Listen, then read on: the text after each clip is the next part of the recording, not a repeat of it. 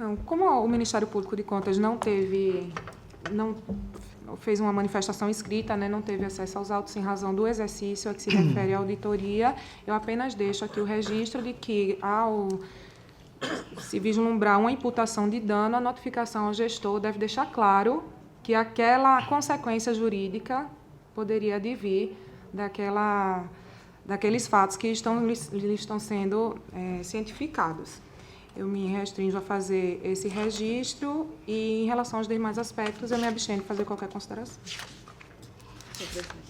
Conselheira Raquel.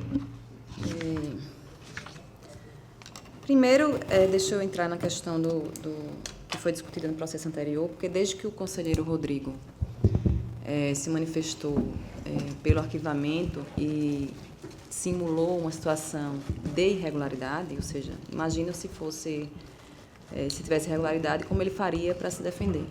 Que eu fiquei me questionando, de fato, essa situação, como seria. Eu não me refiro à questão da preliminar, porque eu acho que a preliminar a gente tem que analisá-la nos moldes do que está colocado ali. Então, para mim, a decadência não está configurada e qualquer arquivamento posterior tem que ser discutido posteriormente a essa preliminar. Sugeri o arquivamento não em razão da decadência, eu sugeri arquivamento em razão da inutilidade da fiscalização, tendo em vista a inexistência de indícios de dano e tendo em vista a incidência da prescrição intercorrente. Eu entendi, mas assim, Vossa Excelência, nos moldes do que estava a preliminar do conselheiro Anselmo, que era nesse sentido, da não incidência da decadência, Vossa Excelência não votou com o conselheiro. Eu entendo que a segunda parte seria no segundo momento. Mas, enfim, eu fiquei aqui pensando que a decisão pela regularidade ou irregularidade, ela também traz consequências, pode trazer consequências para o gestor. Né? E, de fato, o grande lapso temporal, ele impede a defesa. Inclusive, esse foi o argumento do processo que eu trouxe da auditoria anterior, que havia dano ao erário, né? E que as decisões de STJ ou de STF que tinham nesse sentido era em cima de como é que ele ia se defender. A relação Tribunal de Contas com o responsável exige que o ônus da prova, seja do responsável. Então, isso impede que ele traga as provas. Ou seja, ele não tem a documentação pelo lapso de tempo, o grande lapso de tempo não é mais necessário, não é obrigatório que ele tenha. Então, eu acho que fica incoerente entender dessa forma com relação a quando há dano ao erário e quando não há se entender de outra forma. Naquele processo específico, o próprio gestor ele havia confirmado, né, algumas irregularidades. Né? Então, naquele processo, houve uma decisão, né, de irregularidade com ressalva, porque ele próprio, em alguns processos, ele indicou que ele não tinha como se defender, mas em outros ele confirmou a irregularidade, como a contratação de escritórios de advocacia sem a licitação. Mas eu entendo o que o conselheiro Rodrigo falou. Eu não sei se trataria de um arquivamento por prescrição ou se um arquivamento por impossibilidade de julgamento. Eu não sei se isso traria alguma diferença. Na prática não traria, mas se juridicamente isso faz alguma diferença. Mas eu vejo isso nesse processo. Não tem como... Permite, Excelência? Claro. Apesar de estar fora do contexto, quando a elaboração da lei orgânica, em regra, vocês sabem pela literatura voltada ao controle externo, que as decisões do tribunal elas podem ser de 3 tipos. Uma delas, a terminativa. Mas a terminativa, ela trata de decisões, de questões... exatamente. E de questões, assim, de acontecimentos que impeçam o julgamento, mas que não se trata do lapso de tempo, né? Eu não entendo dessa forma. Mas, enfim, seria algo parecido com a decisão terminativa, ou seja, a impossibilidade de julgamento pelo lapso de tempo realmente, né? Se passou tanto tempo que é impossível julgar, porque não tem como trazer documentos aos autos. O gestor foi citado em 2012, então 10 anos após os fatos terem acontecido. As auditorias aqui no Tribunal de Contas, a gente dificilmente instala uma tomada de contas especial à parte. Normalmente o débito, tudo é feito nos próprios autos. Então, a meu ver, a notificação do gestor para se defender, para mim, ela é um marco que seria a instauração da tomada de conta especial, porque é nela que o gestor fica sabendo da irregularidade, da possibilidade de dano, que ele é o responsável e do valor que está o dano que está sendo imputado a ele. Então, a meu ver, esse tempo aqui de 2012, ele seria basicamente o referencial de uma abertura de tomada de conta especial. Motivo pelo qual eu entendo que não poderia mais ser imputado dano ao responsável. Mas, independente da existência de dano ou não, eu estou entendendo o que o conselheiro Rodrigo fala, que mesmo que a gente entendesse pela irregularidade, a gente estaria entendendo pela irregularidade sem dar a possibilidade de o responsável se defender, já que ele não tem condições documentais de se defender, né? Então, enfim, eu abro a discussão, aí eu acho que é importante a gente discutir. Quando foi trazido o primeiro processo, tratou-se de um processo diferente daquele que eu tinha trazido, mas na prática, independente de haver dano ou não, o que se trata aqui é da possibilidade do exercício do contraditório e da ampla defesa, né? Que nem em um nem em outro passa a existir. Eu só questiono essa questão de como seria esse arquivamento desse processo, de forma que a gente faça isso de uma forma legal, mesmo sem o amparo de uma lei específica, mas com uma justificativa cabível, né, em cima do lapso temporário. Trago aí a discussão e eu acho que... Continua em discussão. Presidente. Votação.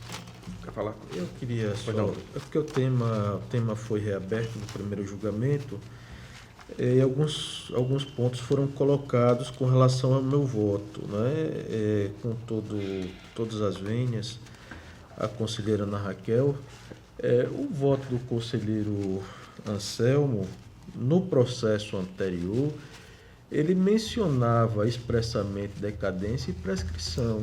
Ele afastava institutos de segurança jurídica, né? Pelas razões que ele declinou no voto dele. Mas foi levantado, com relação à prescrição, o Ministério Público levantou a prescrição por ter decorrido prazo superior a cerca de 8 anos de paralisação no curso da relação processual. Isso, para mim, é um elemento, para mim, não só para mim, mas para a segunda Câmara, para este plenário também, a fulminar a pretensão punitiva em todo e qualquer processo. Tendo em vista que naquele processo específico não havia relato de indícios de dano ao erário municipal, eu não vi utilidade alguma no prosseguimento daquela fiscalização, né? Fiscalização quanto a fatos ocorridos em 2004, mas isso não é o mais relevante, né? Fatos ocorridos em 2004. O que é relevante é que houve a incidência da prescrição quanto a uma pretensão do Tribunal de Contas, que seria a única pretensão exercida pelo Tribunal de Contas naquela fiscalização, né, que seria de punir em razão da desconformidade de qualquer ato, atos de licitação. E eu volto à colocação do Ministério Público, que eu acho muito pertinente, eu gostaria de louvar, porque nos leva cada vez mais ao aprimoramento dos nossos procedimentos, tendo em vista assegurar um melhor contraditório e ampla defesa ao gestor, né? O Ministério Público levantou pertinentemente que neste tipo de processo não é prestação de contas. O gestor ele não está prestando contas da sua gestão, né? Isso daqui se trata de uma fiscalização que visa evidenciar fatos que na prestação de contas o tribunal não tem elementos para apreciar, né? Visa evidenciar para subsidiar o julgamento das contas de gestão, né? A finalidade da auditoria, principalmente, é essa. A gente pode aplicar punição na auditoria? Eu entendo que a gente pode.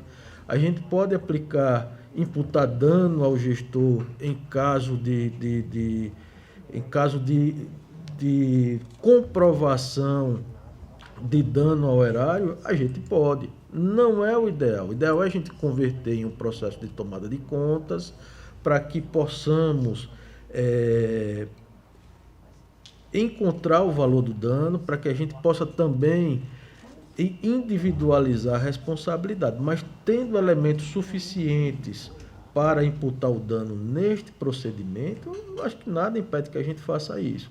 Mas é importante que a gente faça a distinção entre prestação de contas, que não é o caso. Prestação de contas, o gestor ele é chamado em audiência, ele não é mais citado, porque ele é parte do processo desde a origem. Neste tipo de processo de fiscalização, de auditoria, não, ele precisa ser citado para o exercício do contraditório e ampla defesa. Então, mas eu divijo do Ministério Público de Contas no que se refere ao contraditório, né? Aparentemente, o Ministério Público ficou preocupado se estávamos assegurando o contraditório e ampla defesa. Me parece, pelo relato do conselheiro relator, que o contraditório foi assegurado, haja vista que ele foi citado para se manifestar sobre um relatório do órgão técnico do tribunal que apontou o pagamento de subsídios sem amparo legal. Então, todas as consequências, né, desse pagamento indevido, inclusive eventual dano, eu acho que está, de fato, presumido no exercício da citação, né? Ele vai ter que se defender sobre aqueles fatos e todas as consequências decorrentes daquele fato. Então, me parece que o contraditório ele foi devidamente assegurado neste processo. Também não foi relatado por ninguém, nem pelo relator, nem pelo Ministério Público, o transcurso de prazo superior a 3 anos, né? Mas aí é inútil porque há um dano ao erário, né? De modo que, neste caso, eu, já antecipando meu voto, eu sigo o relator no sentido de imputar dano ao gestor da Câmara Municipal. Ok. Continua a discussão. Não tendo mais discussão, conselheiro Fernando, como vota? Relator, presidente. Conselheira Raquel. Senhor presidente, eu divijo do relator com relação à aplicação do dano. Voto pela impossibilidade, pelo decurso do prazo. Ele só foi citado em 2012, após 10 anos dos fatos ocorridos. Voto pelo encaminhamento dos autos ao Ministério Público Estadual, informando as informações relativas ao dano, que foi uma coisa, inclusive, que eu acho que faltou no meu voto anterior. E, no mais, com relação às irregularidades, eu voto pelo arquivamento do processo. Conselheira Rosa. Eu acompanho o relator, presidente. Então, vencida a conselheira Raquel, todos os votos acompanhando o relator. Excelência, ainda acho que essa discussão ela deveria ser feita, melhorada, ampliada, para que a gente tenha um denominador comum nesses processos mais antigos do tribunal.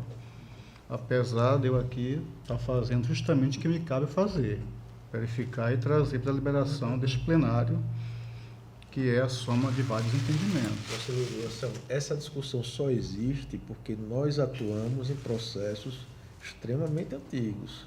Se a gente estivesse atuando, fiscalizando processos atuais, né, talvez a corte que mais discute prescrição e decadência no Brasil é a nossa, né? Se a gente estivesse atuando em processos atuais, talvez a gente não tivesse, com certeza a gente não teria essa discussão sendo ventilada nesse plenário. Eu queria dividir aqui uma aflição, porque eu já fui informado no meu gabinete que até esses processos mais antigos nossos já rarearam. Provavelmente, nem mais novos e nem antigos. Ou pelo menos os que tem no nosso gabinete é só para fazer aquelas diligências externas. Mas, Excelência, já tem um outro processo que aqui, na hora de nós fecharmos o entendimento, é o processo 15878 de 2013. É uma situação também anômala. É um processo da relatoria do conselheiro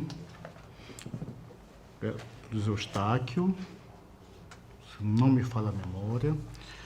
A doutora Raquel substituiu, deu voto, teve um recurso de revisão e hoje eu sou o relator deste processo. Lembrando que o recurso de revisão, o processo não volta para o próprio relator. Não seria a conselheira Raquel e seria eu, sendo o relator natural. O processo do meu gabinete, né? Eu não tenho certeza. Não é do seu gabinete, não. Dizer está que eu substituí porque minha assessoria me passou que eu estaria impedido em razão de um despacho nos autos. Tem que verificar isso. É o Então, parecer de mérito. de mérito.